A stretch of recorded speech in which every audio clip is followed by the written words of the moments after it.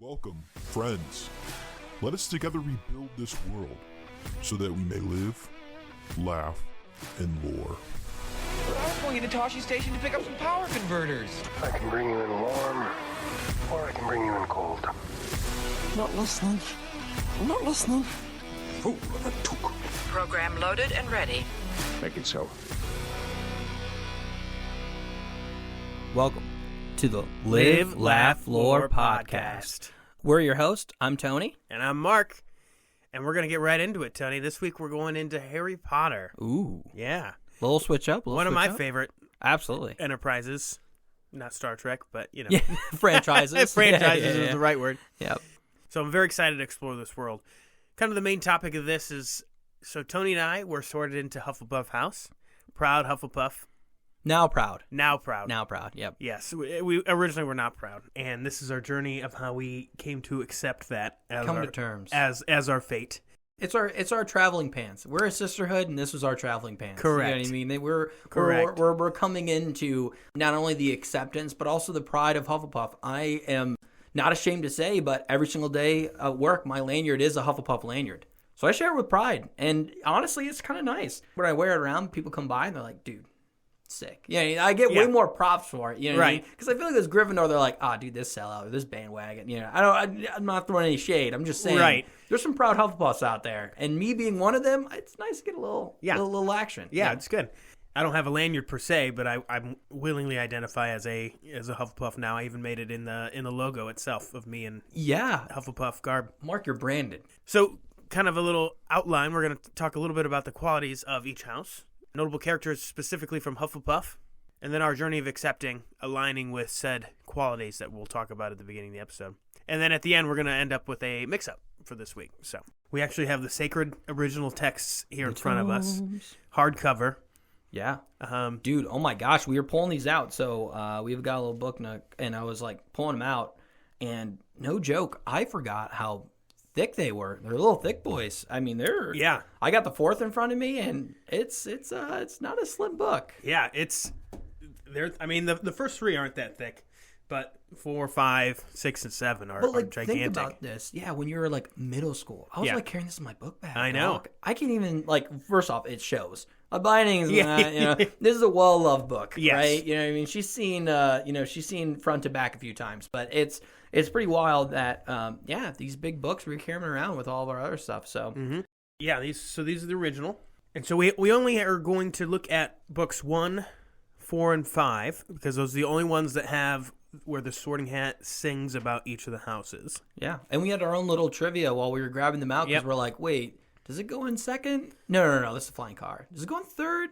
No, that's a Dementor. And then we were trying to logic back as to why they weren't. Correct. Because it's in the perspective of Harry, so it's like Harry wasn't in the sorting ceremony. So yes, exactly. And so that he was missing in 2, 3, 6, and 7. Yep. 2, like you said, it was because car baby missed the train and had to fly the car. Shout out to Dobby. Yep. The third one was, what did we say the third one was? So Dementor attacks.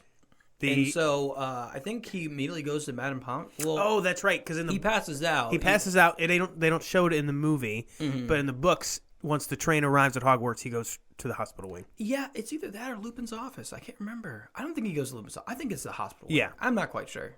So that's a tricky one because you don't see it in the movies. And I forgot about it myself, and then in the 6th one is where he has a fight with Draco on the train. And deviated septum, dude. Yep. Luna comes in. That was a tough scene to watch. Like that that sound guy. You know what I mean? There's one guy at Warner Brothers who was like, yes, he gets to make a nose crunch. Yeah, I want to find the biggest uncooked pasta and just you know what I mean? Yeah. But Luna finds him, and then of course they miss it, but then they get the beautiful scene where they talk about the Thestrals and everything. So really that's great. True. And then 7th, just never goes. Well, yeah, he's hunting. Yeah, schools for chumps. Yeah. Who needs that? Yeah. Don't worry, we're not singing the full song, or singing. Ooh, we're not reading the full song, but we're just going to hit the main points of what's kind of distinguishing these 4 houses. Yes. So Mark, take her away. And I'm only going to read. I can't sing as eloquently as the Sorting Hat does. You know what I mean? This is from Harry Potter and the Sorcerer's Stone, Chapter 7, The Sorting Hat, page 118. You might belong in Gryffindor, where dwell the brave at heart. Their daring, nerve, and chivalry set Gryffindors apart. You might belong in Hufflepuff, where they are just and loyal. Those patient Hufflepuffs are true and unafraid of toil. Or yet in wise old Ravenclaw, if you've a ready mind, where those of wit and learning will always find their kind. Or perhaps in Slytherin, you'll make your real friends. Those cunning folk use any means to achieve their ends. So that's nice. Yeah. Sorcerer's Stone. So now the next one coming at you is from Harry Potter and the Goblet of Fire. This is chapter 12, the Triwizard Tournament, and page 177, which I also thought, these are the hardbound books, so page numbers might not be the greatest. I mean, this is like the Lord of the Rings extended Blu-ray. Like, true people will read the hardcover, Yeah. Not saying you're not a true fan, you don't read the hardcovers, but all right, so let me just get to it. Sorry. By Gryffindor, the bravest were the prize far beyond the rest. For Ravenclaw, the cleverest would always be the best. For Hufflepuff, hard workers were most worthy of admission, and power-hungry Slytherin loved those of great ambition. So I kind of got an easy one. Yeah. Yeah. But they're setting the stage for number one. But yeah, that's that. Goblet of Fire. Yep. And then the final passage is from The Order of the Phoenix, chapter 11, The Sorting Hat's New Song, page 205. Said Slytherin, we'll teach just those whose ancestry is purest. Said Ravenclaw, will teach those whose intelligence is surest. Said Gryffindor, will teach all those with brave deeds to their name. Said Hufflepuff, I'll teach the lot, and treat them just the same. These differences caused little strife when first they came to light, for each of the four founders had a house in which they might take only those they wanted. So, for instance, Slytherin took only pureblood wizards of great cunning, just like him, and only those of sharpest mind were taught by Ravenclaw, while the bravest and the boldest went to daring Gryffindor. Good Hufflepuff, she took the rest, and taught them all she knew. That's it. That's from that. A little rough one. Yeah, a little rough one. For our boys, Hufflepuff. Yeah, that was a little rough. I'm not gonna lie. Number one, all right, I was feeling it. Number two, I was like, all right. Well, sorry. Number one, it's Sorcerer's Stone. The second reading, which is Goblet of Fire, number four, very much, you know what I mean? Hey, we're the hard workers, dedicated, baby. You know what I mean? We get the job done, very loyal. And then the fifth one just comes out freaking left field, and it's just we'll just take the rest, Yeah. If you don't have a home, you're a misfit. Yeah, we'll take but the you're lot. Not. Yeah. Yeah. I mean, I like the catch-all, right? You need to have that in a logic flow, right? If. By that, you need an else. By that point, someone had pointed out to JK, I'm sure, well, what I don't really, fit yeah. into all of these. It does kind of sink that there's a catch-all, but I see this necessary, right? Yeah, of course, you want everyone included, but at the same time, too, it's like, I mean, come on. You gotta, don't make it so obvious. Right. But, so, the reason why we kind of wanted to kind of set the stage for that is really kind of just had a quick explanation of the book, assuming that everybody kind of knows the four houses, but we just want to kind of get at a good knowledge base and go from there. And also talk a little bit about the founders, too. So, Helga Hufflepuff, Salazar Slytherin, Godric Gryffindor, and then Rowena Ravenclaw. Mm-hmm. Rowena. I might be mispronouncing that, but along with the founders, so you get the explanation of the house. You have the founders. Then we have notable ghost, or just the ghost, right? So Hufflepuff, once again, is the Fat Friar. And then we have the Bloody Baron for Slytherin. Nearly Headless Nick for Gryffindor. And then the Gray Lady for Ravenclaw. Sorry. So, yeah. Yeah, the Fat Friar. Mark actually looked up a pretty cool thing about the Fat Friar. Mark, do you have that for us? Yes. Sorry to put you on the spot. Yeah, so it was actually from Pottermore. The Fat Friar, the ghost of Hufflepuff, I guess it's part of his lore that he still resents the fact he was never made a cardinal. And so that's the thing about the ghosts. They all have some sort of regret. Yeah. Oh, big time. And that's why they're the ghosts. But yeah, no. So yeah, we're kind of getting past the ghost, and then maybe we can just say some notable characters, which honestly, when I was looking at notable students, I really just went for the core team, right? This is the A team, you know what I mean? If we had a basketball squad, this is their 5 squad. Really, it's, Cedric, Tonks, Newt Scamander, Madam Sprout, and then Teddy Lupin. So my point guard, 100% is Newt Scamander. He's the man. I freaking love Newt. I was a little bummed at how the movies weren't as successful, or They didn't do as well, the Fantastic Beasts and Where to Find Them, but I love Newt Scamander so much. And Eddie Redmayne does a really good job of bringing that character to life. No, that's a good point. I don't know if he's my favorite of the bunch. Really? Who would be your favorite? We don't know a whole lot about Teddy Lupin, but Remus is my boy. Even though Remus is a Gryffindor, so I have a soft spot for his son, who's an orphan now. Yeah.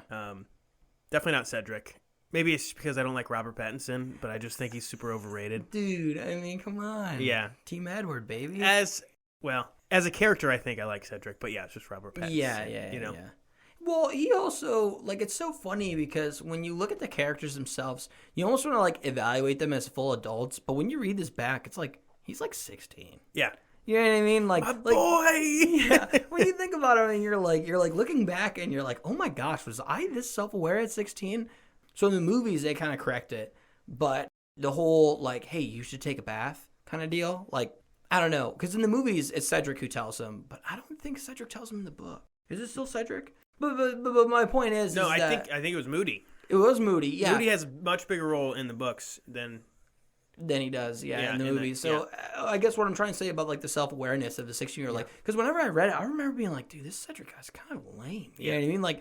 HP is going out of his way to be hey, man, I'm just looking out, fellow Hogwarts guy, first task dragons, look alive. And then nothing. But then you get the third one where he's helping him out in the maze again, so... Which then you could argue, technically, when he helped... technically, if Harry didn't help him, he wouldn't have died, so it gets a little... But I'm just saying, overall, Harry Potter's doing a lot for Cedric. So when I look at Cedric as a character... I can't appreciate the fact that he's a 16-year-old who's probably just getting in the competitive spirit versus and he might be older. He might be 17, I think, right? Is he 17? Yeah, because that was the rule. You had to be 17 to be in the Triwizard Tournament. Thank you. Yeah, so he's 17. It's barbaric. Yeah, totally. Yeah, barbaric. let's put these 17-year-olds up against dragons. Now they are wizards, but still, Yeah, I mean, it's like your senior high school project. Yeah, your capstone. Oh, by the way, to pass your engineering, you need to do this capstone. Yeah. What's my capstone? A Swedish short snout. Oh well. I mean, at least I didn't get the Hungarian horntail, right? But yeah, so... but hey, at least, when Cedric took the bath in the prefect bathroom and then Harry did, but Cedric didn't have Moaning Myrtle be all creepy on him. Yeah, oh man, what Which, a hard by the way, scene. that actress is 30s plus. Well, I thought she was 40s, 50s. Was she really? Yeah. I was giving her the benefit of the doubt. But that's even that's hard, because Daniel Radcliffe was young. In his teens, yeah. I thought his age wasn't that far off. I think he was a couple years. I think he was pretty darn close in one, and then as it went on, I think he deviated a little bit more. So but still, he was in his teens. Well, yeah, and that was the fourth one, so he was definitely still a teenager. But by 5, 6, 7, at one point he turned 20. He was. I mean, they were no longer teenagers. Yeah. In the later movies, but by that point, yeah, he may have been 17 or something. Yeah. Wow. But still creepy. But hey, that was the role, and yeah, you could do it to your fullest. Yeah, exactly. Yeah. And so this is kind of our background, our milkmaid stool, right? You know what I mean, of the explanation, right? We have the explanation with the house, we have the ghost, and then, some notable students. But I think the big one that we kind of wanted to kind of go through is just reconciling, right? Mm-hmm. We say the word reconciling. I know that has a little bit of a negative connotation. I remember, I'm trying to think of the year, we were at your house, I'm almost certain, huddled around a computer. We both took the Pottermore test, which was, at the time, the real deal test. No, I think we were all together, because I remember we got Hufflepuff, and Paul was making fun of us because he got Gryffindor. Paul is Mark's brother, my cousin. Yeah. And he was hammering it, and I remember being, upset. Because at that time, I was very much I was a Hufflepuff version of the fifth book. I was like, dude, that's a lot, dog. I don't want that. You know what I mean? They're not. It's not it. It's right. Not it. And then your brother Josh was probably also there. He probably didn't take it, but he was probably making fun of the three of us for taking it. 100%. And I think he was freaking out because we were so upset. I remember being visibly upset. He goes, what's the big deal? Yeah. Yeah, and I'm pretty sure we played Halo 3 and took it out on Paul. So when I say reconcile, it's just going from that's our start, right? We got Hufflepuffs. We were rejecting of the score. Mm-hmm. We were like, hey, this is not it. Well, and if you think about it, we're reading the books. We're identifying with Harry. We want to be Harry. Yes. Everyone wants to be Harry. For sure. So when we were, 14, 15, of course, Gryffindor is the coolest house you want to be in. Yeah. And then here we are. Yeah.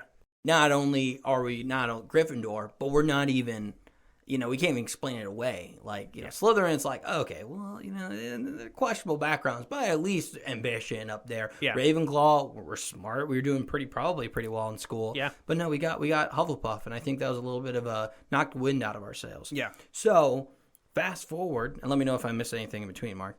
Fast forward, this is when we're here in the house, and we're having a bonfire. So this had been a year ago, and Paul was there as well. We were sitting around a fire, just enjoying the nice air, nice night, and I don't know what caused us to get the idea, but we're like, no, let's log into Pottermore again.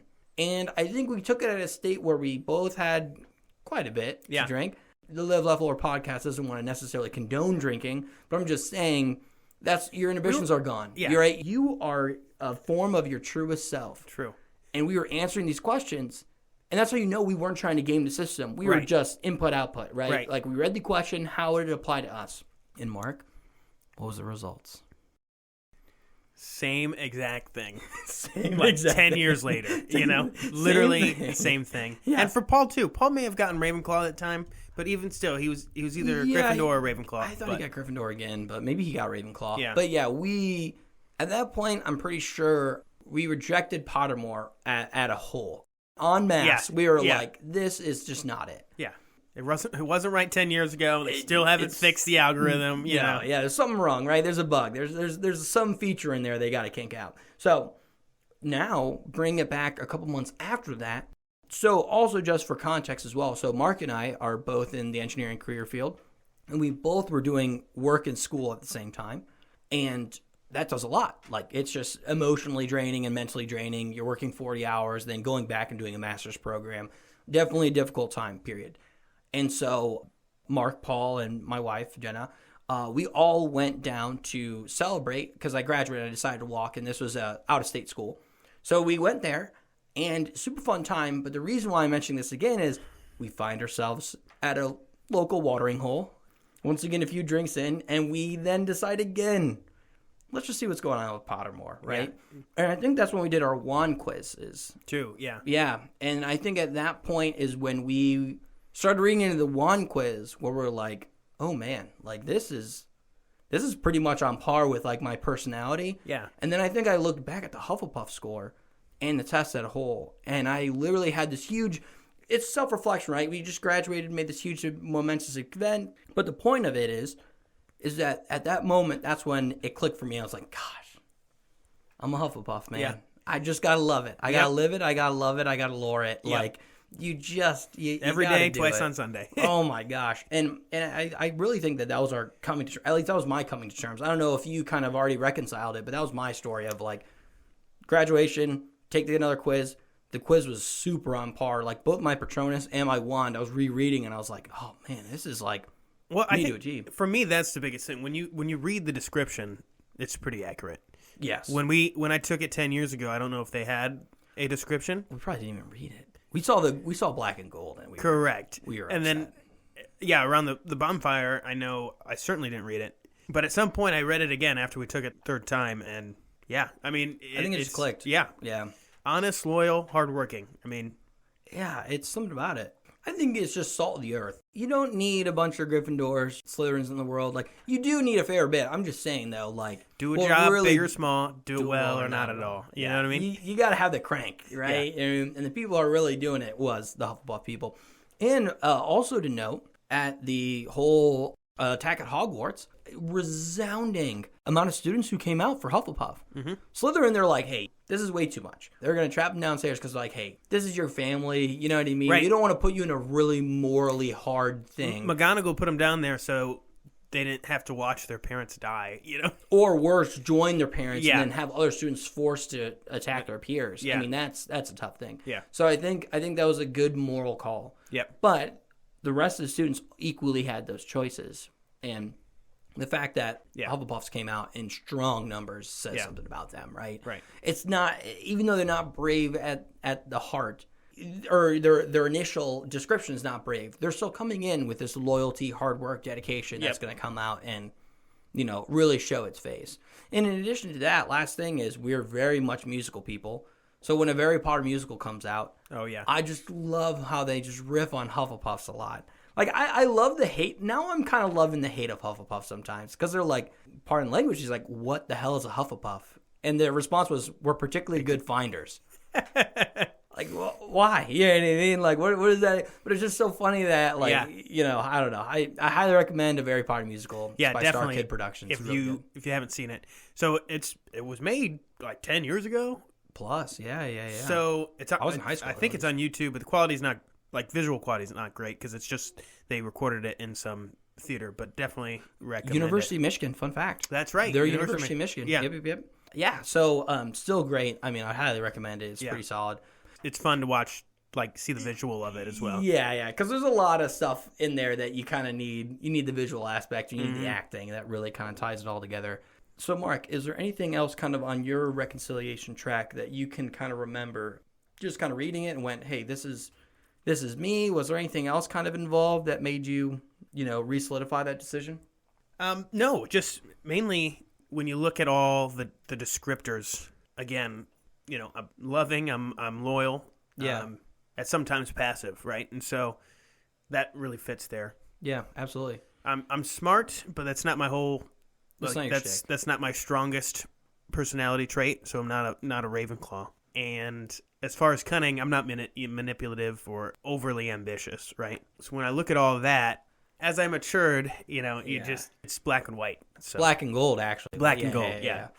It does kind of mess with you a little bit because you're right. When you're reading it as a kid, you're like, oh my gosh, Gryffindor all the way. Yeah. And then all of a sudden, you know, you kind of grow into it. And I think the bravery thing is like, you're so loyal that when the time comes to be brave, if it's for people you love, there's not anything you wouldn't do. Yeah. Right? In a certain situation, you might not be the first one to raise your hand or do whatever, but if it comes down where, you know, rubber meets the road, and if it's for the betterment or something of your family, your friends, or anything, there's no doubt that you would probably act in that. Correct.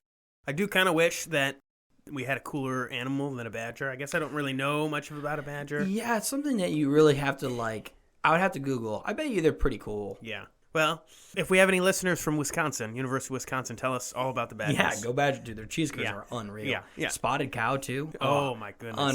Unreal. So, dear listener, do you know what animal is on the Ravenclaw logo? And I'll give you a second to ponder. 3, 2, 1. If you said raven, you're sadly wrong. Mark is the one to I said raven, too. And what is it? It's an eagle.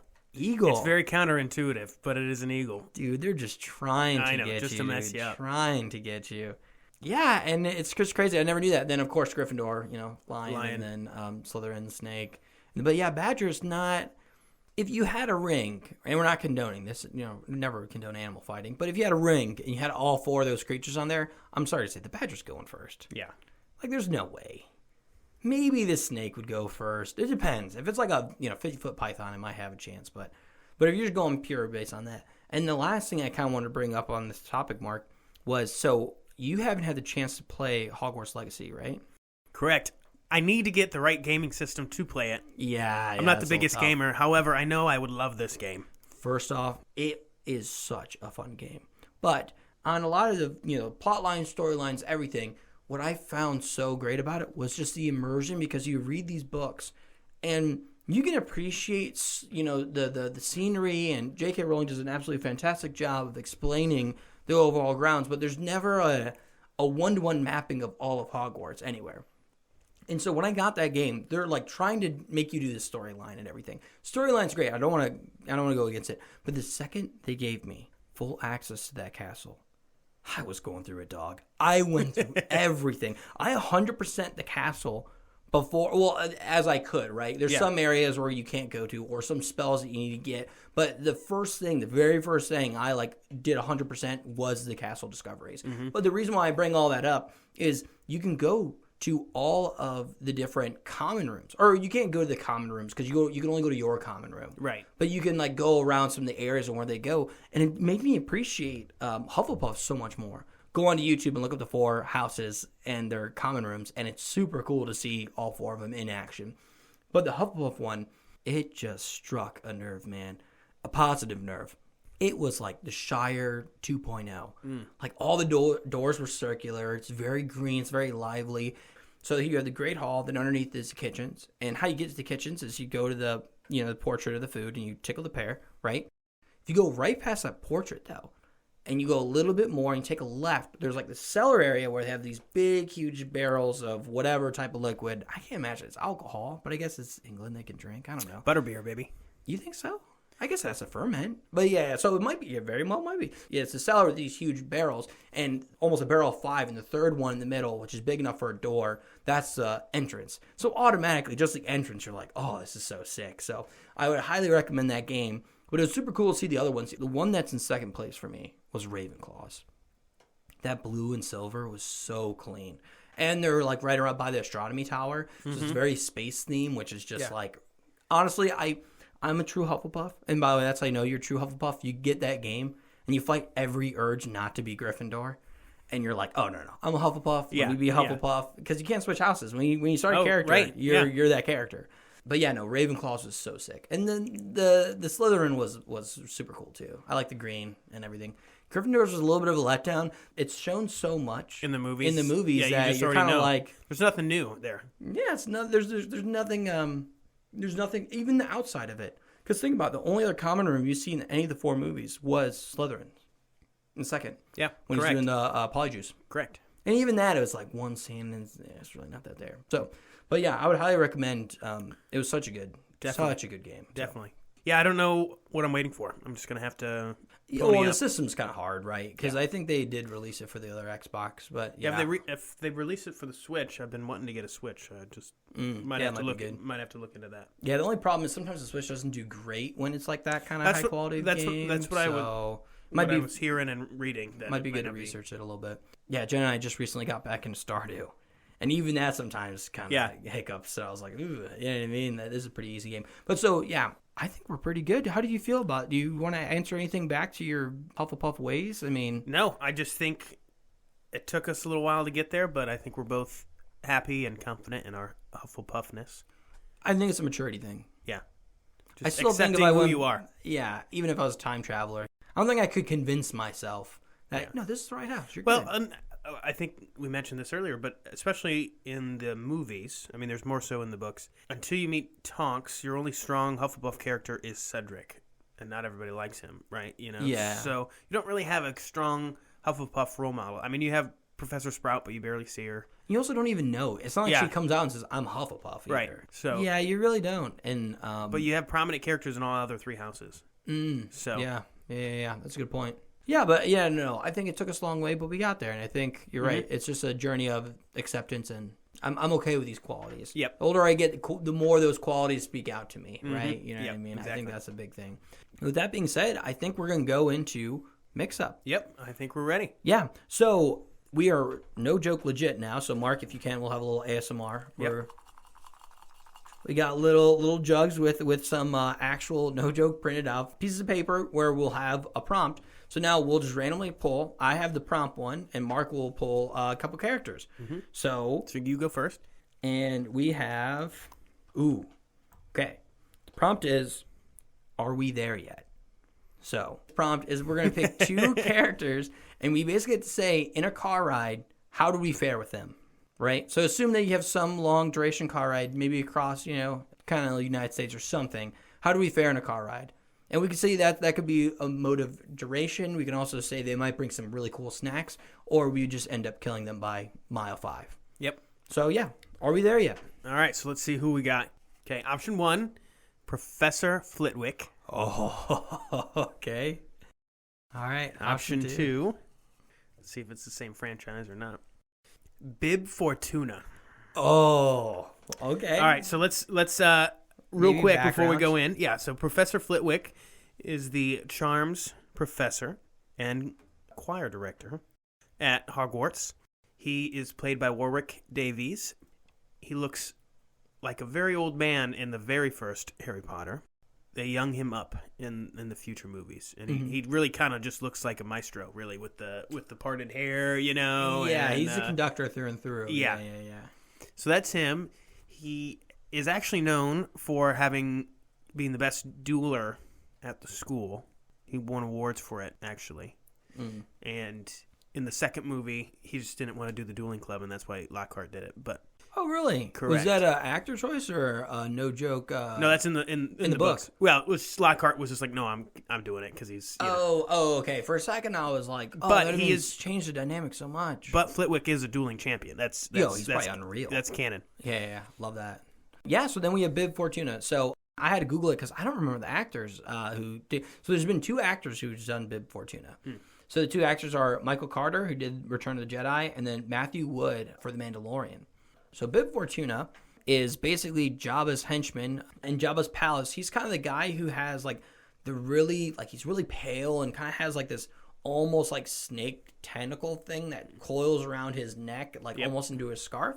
So when Jabba dies, so this is canon for The Mandalorian, when Jabba dies, basically Bib Fortuna kind of steps up. And he's now kind of this crime syndicate big dog on campus. Yeah, and then Boba Fett comes in and wrecks things up. Yeah, basically pay your dues or get out of here. Yeah. And then he does pay him for a little bit.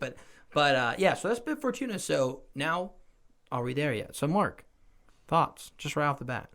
Well, first of all... Are we assuming magic, first off? Well, there's a couple things we have to assume. Like, we can't apparate. That's what I'm trying to say. Correct. Bib Fortuna also doesn't speak English. So should we just assume that he does We can speak Huttonese. Yeah. We can understand it. Assume a Star Trek Universal translator. Yeah. Don't think too much into it. Yeah, But yes. even the proper nouns get translated. I don't know. Don't look into it. But the point is that there is a perfect communicator that we can understand his language. Maybe we have a C-3PO just translating the whole time. Dude, honestly, well, that would change my answer.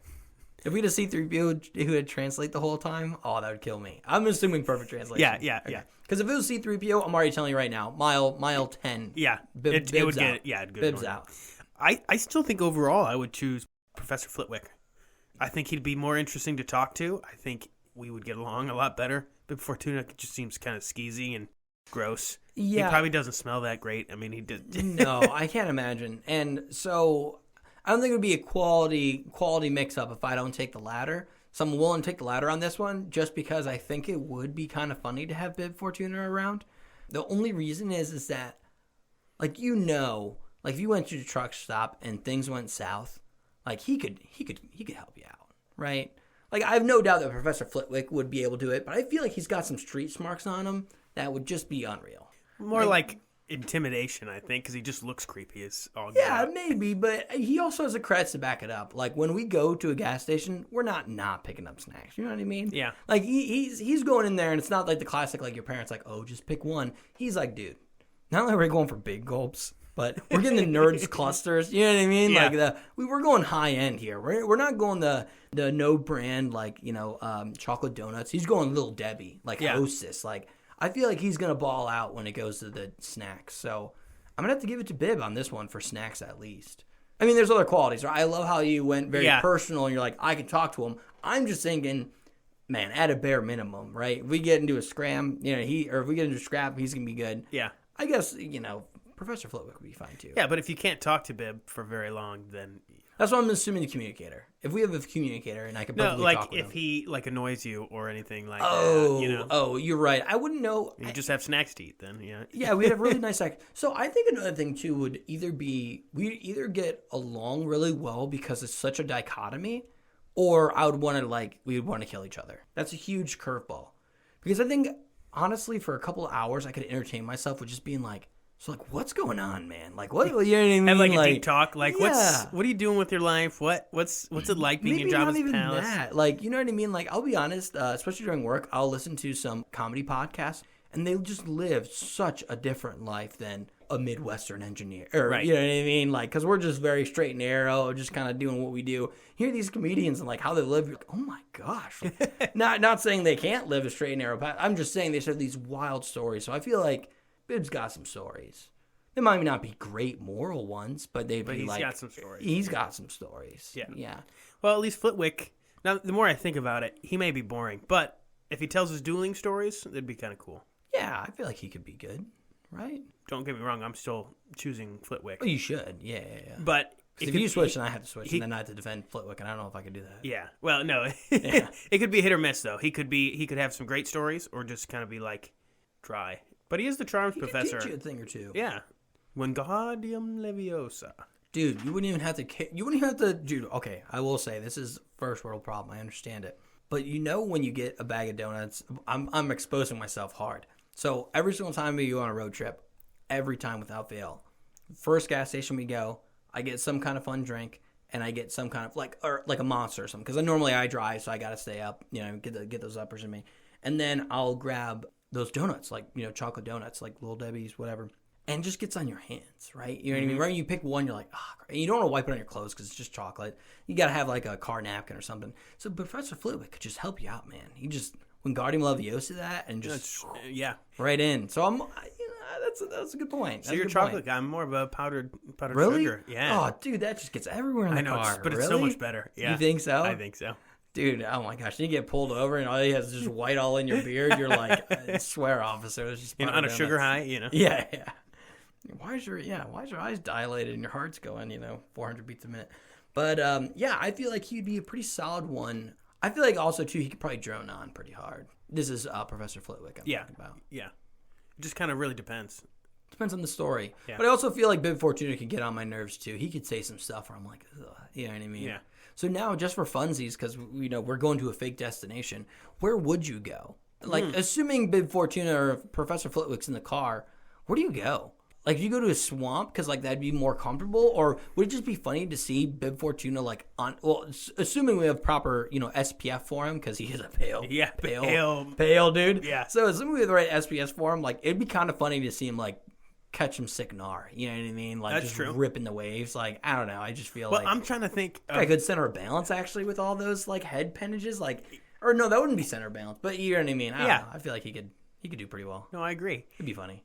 I think if I'm going with Professor Flitwick, and this is just my headcanon, because he was a dueling champion, he loves like the Wizard UFC. Like it's just dueling, right?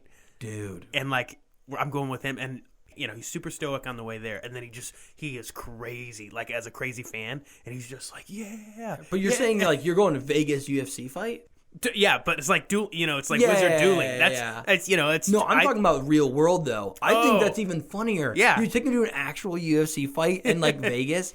He's going to this complete Muggle world and just experience Las Vegas. I don't know why. It's just such a. I like opposites. You know what I mean? Yeah. Like Bib Fortuna on the beach. Like that's a crazy thing about, but Flitwick in Vegas is even funnier. I think. Yeah. Would he go like 100 on black? He got to. He'll just. They can change galleons. What is this? It's gold. It's actual gold. Yeah, I don't know how they would do that. Oh, there has to be, at least on the wizard side, there has to be in the ministry a exchange rate to go to the Muggle world. There has to be. No, there was an other side too because Hermione's parents. Dude, we can literally bring it up in the book. Hermione's parents bring in Muggle money. Book 1, right? And they transfer it to galleons. Which, by the way, what's that exchange rate? You know what I mean? Are they like? Unreal rich, or is it like as a dentist, they're making good money, but the exchange rate is so poor that they're like almost like Weasley level. But I think it's run by the ministry, right? So it's. I'd be curious what the exchange rate is. When you think about it, like the wands are so many, galleons. It doesn't seem too bad, but in reality, in actual USD, I bet you there is a conversion. I'm gonna look that up just really quick. Just a fun like galleon to US dollar. But remember, they use pounds, so. Oh, that's even harder. And the pound is currently stronger than the U.S. dollar. Really? Yes. Okay, I didn't know that. A galleon to USD. Thank you. But just 1 gallon is $7. There's no way. Euro pound is $5.90. Doesn't make any sense. We don't have to think about that. Yeah. It's not a big point. I just thought it'd be hundreds of dollars, and it's telling me $7. Dude, does that mean when Harry bought all the candy, when he's like, I buy the lot, it's probably like $20? Yeah, it's not that crazy. Yeah. Okay. Well, I guess okay, first off, when you start peeling back the currency. You said it's $7 for each of those coins. He probably had. I don't think he paid all that, though. He just said, we'll take a lot, and he pulled out his hand, and then, he paid X amount. There had to be at least 15 coins in his hand. Probably, but there's no way that lady, she's too nice. She wouldn't be like, oh, dude, this guy, preying on these kids who are like, see a candy cart of magic. Think about that, though. There's no supervision. They probably all have some spare change in their pocket. And here's this candy lady going around with this because think about all the Muggle-borns and like half-bloods and everything who like might not know of the world yet. Yeah. And then all of a sudden they're getting put with no supervision, money, and then this go. honestly, she's a little questionable now I'm thinking about it. You know what I But mean? here's the thing. Harry and Ron bought the lot, so the rest of the kids hoping to get some candy on that first ride to Hogwarts. Gone. Dude, can you imagine that second year who's like, oh, dude, last chocolate frog I got a Nicholas Flamel. Unreal, dude. Or this like 7th year is like, it's a tradition. I always get a chocolate frog on the train. Yeah. One chocolate frog, please. Oh, I'm sorry. Some guy at the front of the train bought the entire candy this guy. cart. Dude, can you also imagine if one of them was actually like the Twitch equivalent of the Wizard World? It's like do you know how they do like Pokemon polls? They do chocolate frog polls. And they're like, I don't know, man. Like, I'm feeling really good. And they buy like the 4 chocolate frogs and they move the third one out. Have you ever seen a Pokemon card poll? Like, they'll open up the pack and then so many cards in there. I think it's like 4 or 5. They'll move it to the back because that's the probability of you pulling, so your last card's a special card or whatever. That'd just be so funny to think about. Like, someone's like, dude, but my channel. Someone bought all of it, And I think when he says buy a lot, I think he's buying one of each, maybe. I don't know. I like to think he bought the whole cart because then it just ruins the rest of the students' day. Yeah, and it doesn't seem like he's sitting that far back on the train. He might be like cart 1, and it's like, ugh, Yeah, and I don't know if it's shame on her or good on her. She's giving these 2 kids all this candy. Yeah. She's like, they can't eat all that, nor will they feel good after that. Yeah. But I don't care. They're giving me all the money. Yeah. I don't have to deal with them. Yeah. Yeah, but not my kids. Yeah, especially then you think back to like the Great Hall and that feast that they have coming for them, which, oh, by the way, they did such a good job in all the movies to show the Great Hall feast, because every single time, you can't tell me that on your hungriest moment, you don't think back to just episode 1. Oh, my goodness. The Halloween feast. It's amazing. And when they go troll in the dungeon and they evacuate everyone out, I'm more heartbroken. I'd rather those students, the students should be in danger. Like, my girl Winky worked hard for that. Oh, I guess she wasn't in the kitchen then. But call back to Winky in the first episode. Those households worked hard for that, 1. And 2, the spread is unreal. Yeah. Also, think about that for a second. The troll is in the dungeon. And they're in the Great Hall. Several floors below, right? Yeah. By the way, when you play Hogwarts Legacy, you'll know. It's not even floors. It's like wing. Okay. Yeah. So just send a small detachment of teachers to knock this troll out and get him out of here. Yeah. Why disrupt all the students if they're really safe, really on the complete other side of the castle? You know what I mean? Yeah. And also, can you imagine all those Slytherins being like, no, you know what I mean? Like, because they have to go to the dungeons. Like, that's where their common room is. But Hufflepuff's probably just chilling because also, sorry, I mentioned, in the game, Hogwarts Legacy, since they're so close to the kitchens, there's just piles of food everywhere, both going to and inside the Hufflepuff common room. So you just press A and you, like, eat it. And it's just always, like, a big joke. It was actually on a lot of, like, Instagram Reels where people, like, the different houses, and it's just always Hufflepuff, and it just shows them eating. Yeah. Like, that's just a joke, Yeah. It's not calling them fat. It's just, like, they're right by the food, so they always have it. Yeah, no, I didn't even think about that. Yeah, the Slytherins must have been, like where are we supposed to go? Where are we going? Yeah, what are we doing here?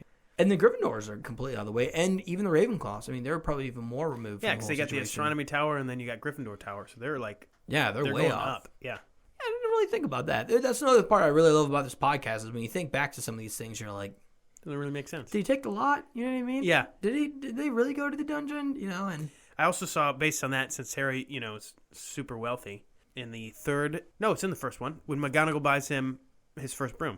The Nimbus 2000. Yeah, McGonagall buys literally the richest kid in the school a broom, and not the Weasleys that are like dirt poor. The Comet tubes or whatever they have. Oh my gosh! But the favoritism one. Yeah.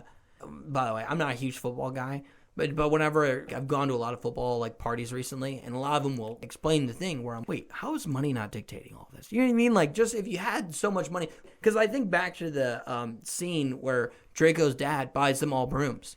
Why is there not more donors sports betting at this high school Quidditch match going, oh, dude, Hufflepuff's got it. They all got firebolts. You know what I mean? Like, and there's like some benefactor because Lucius Malfoy did that. Why is it not more common? Or really just any school alumni like that are pro Quidditch players. Yeah, dude, give them back to the school. Talk about a news 100%. Press, right? And also it's tax write-off. The implication. Yeah. You know what I mean?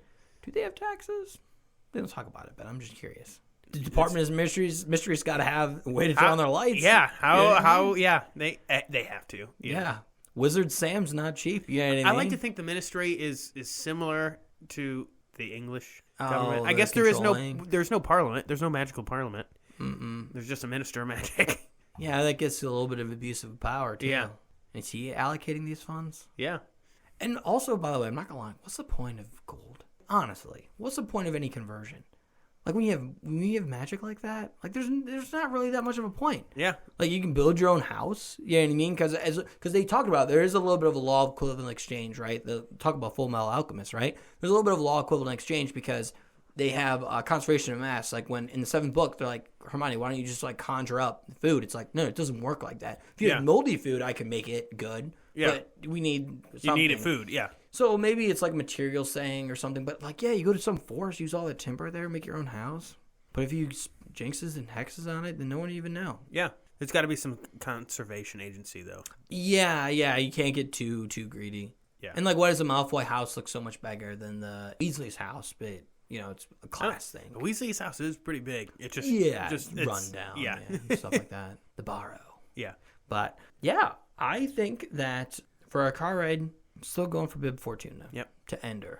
Yeah. And I'm staying with Flitwick. Mark, we've gone through a lot. Last minute notes, last minute go backs on anything? No, I think that's good for me.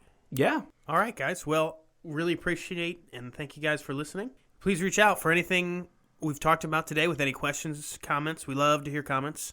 With any mix-up suggestions, we're always looking for more. Prompts for characters. And other franchises, too. Yeah, exactly. And just really whatever ideas you may have, we'd love to hear them. If you're asking, well, Mark, how can we reach out to you? So kind of first and foremost is you can do Instagram and Twitter or X at the Live, Laugh, Lore Pod. That's Live, Laugh, Lore Pod with no spaces, no capitalizations. Or you can also email us at livelaughLorePod@gmail.com. That's livelaughLorePod, Pod, @gmail.com. Thanks so much for showing up. Yep. We'll see you guys next time.